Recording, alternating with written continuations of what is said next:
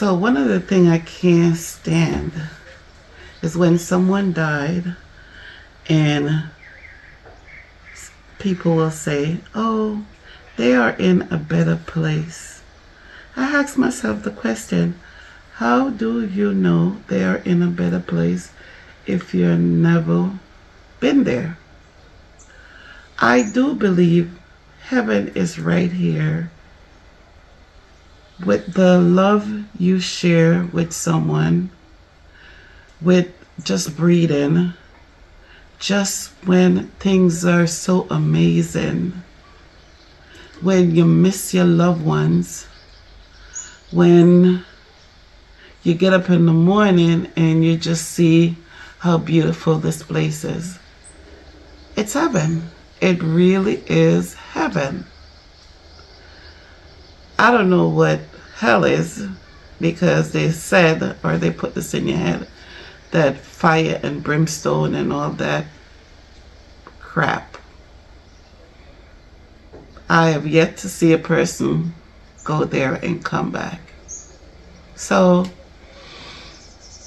is it hell? Is people bashing each other, or people just hating on each other?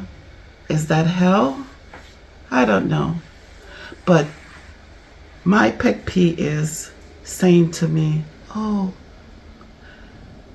don't worry, they are in a better place. Or, I know what you're going through. No, you don't. You have no clue. Because if someone passed for you, I have no clue, absolutely no clue what you're going through.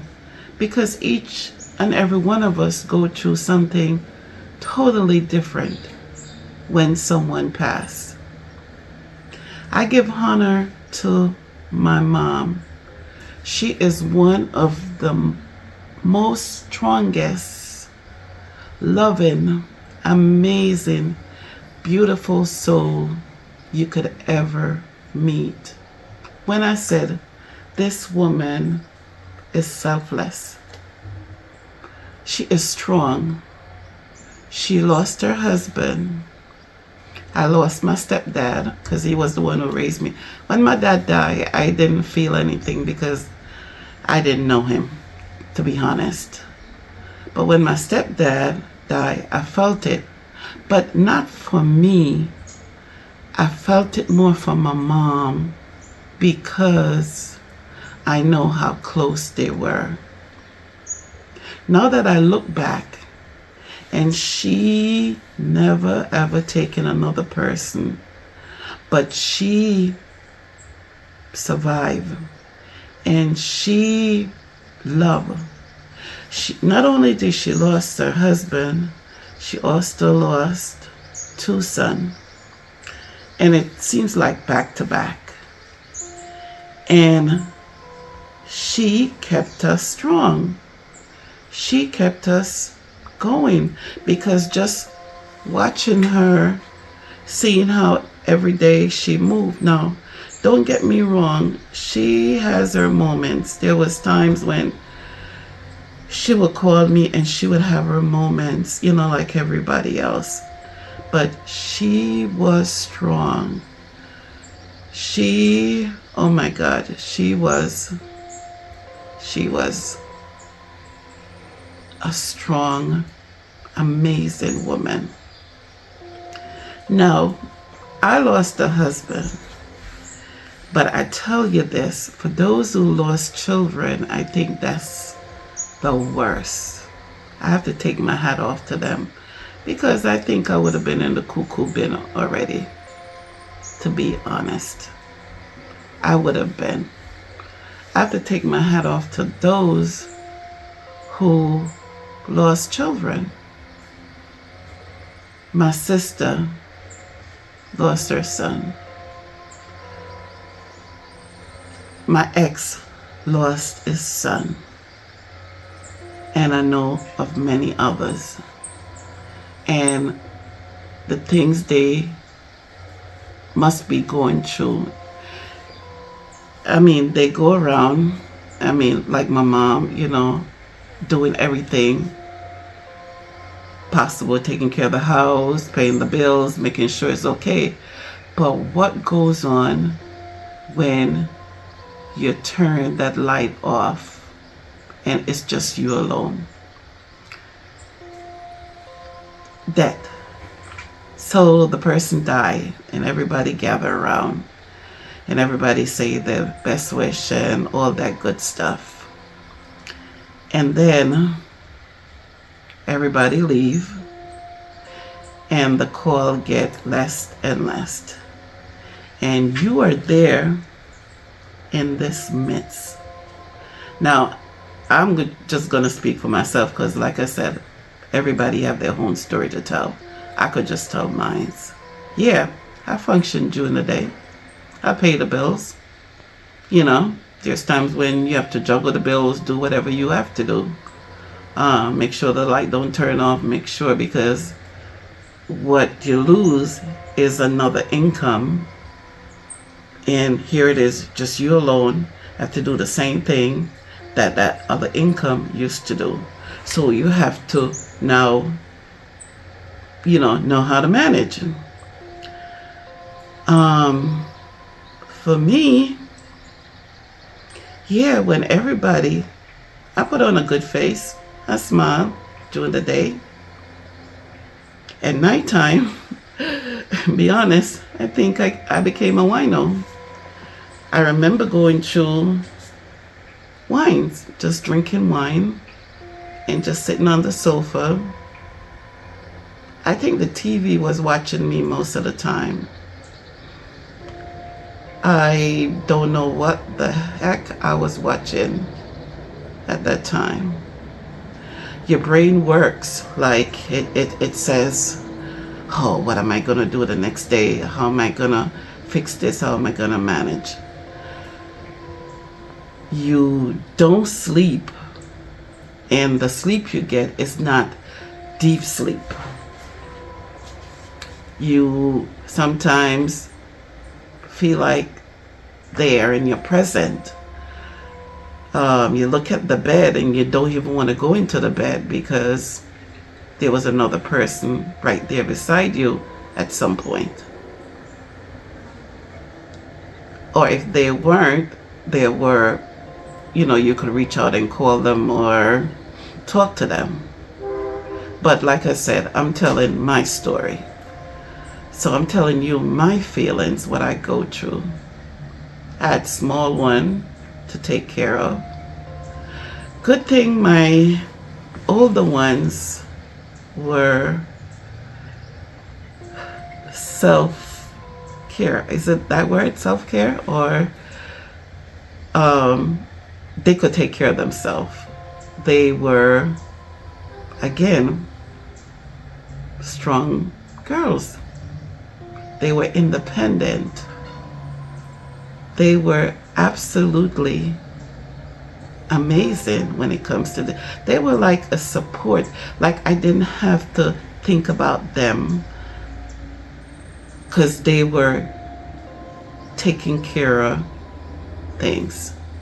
I had a 12-year-old that, yes, and with him, he was pretty good too. But for myself, my body, I remember feeling lost. I remember sometimes driving and crying.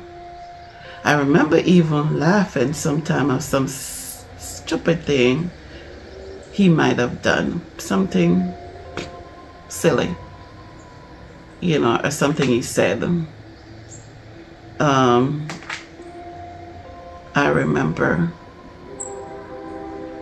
just bawling sometimes, just getting down on my knees and just crying. It's lonely. It's heartbreaking.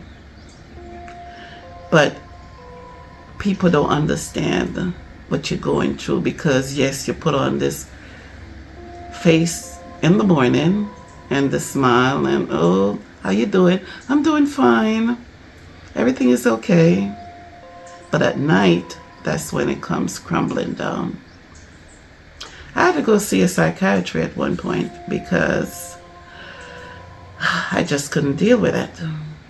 And I remember he said to me, you need to get on some medication. If not,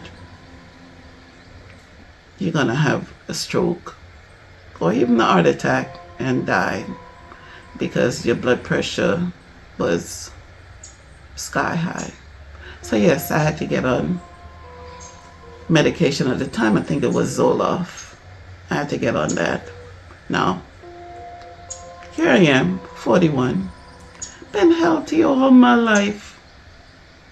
And now all of a sudden, I had to get on medication. That was hard for me, but I had kids that need me. So I had to do what I had to do. I had to survive. I had to go back into the survival mode and survive. I had to do that. But it was hard. And to this day, I still have the panic attack. I still have some sort of depression maybe that sometimes I'm not even aware of. It just comes upon you, like it comes up, but then I know how to flash it off. I also know how to get rid of the panic attack when it comes. For years I didn't know how to do that. I went to acupuncture, every kind of doctor I could go to in order for them to help me. I took herbs, name it. I took herbs trying to get rid of this panic. And you know what the secret is? Some people need really medication, but you know what the secret is? The secret is breathing. When it's coming on, you tell yourself that it's only a panic attack. And then you control your breathing. But it's hard to do because part of you telling you, I'm having a heart attack because of the symptoms that you're feeling, the numbness in your hand, the numbness in your cheek, the tingling in your body, your heart palpitation, just name it, it's there. Your mouth get dry. You feel like you're gonna pass out. But it's panic, and what panic does, it's stress, panic, but what panic does, it gives you all of these, and it tells you that, oh, I'm gonna die. And then the fear of dying suddenly brought on the panic attack. And it could happen anywhere. You could be in a grocery store. I remember at some point I couldn't even go Walmart because it was so, to me, too much people crowded, because it would bring it on. And then I would go to the refrigerator and grab an orange juice or a Reese's, which is, one of those things. And I'm thinking that will help. But it's in your head when you're getting it. But you have to get out of your head. So over the years, I learned how to breathe. And that was, I still have it, but not as frequent like I used to have it. Like I used to get it every day, be honest with you. Now, once in a blue moon, I get it. Without any controlled substance. So yes, we have strong women in our family. Strong women in our family. And thank God for my mom, who was one of those women who taught me how to be strong to this day.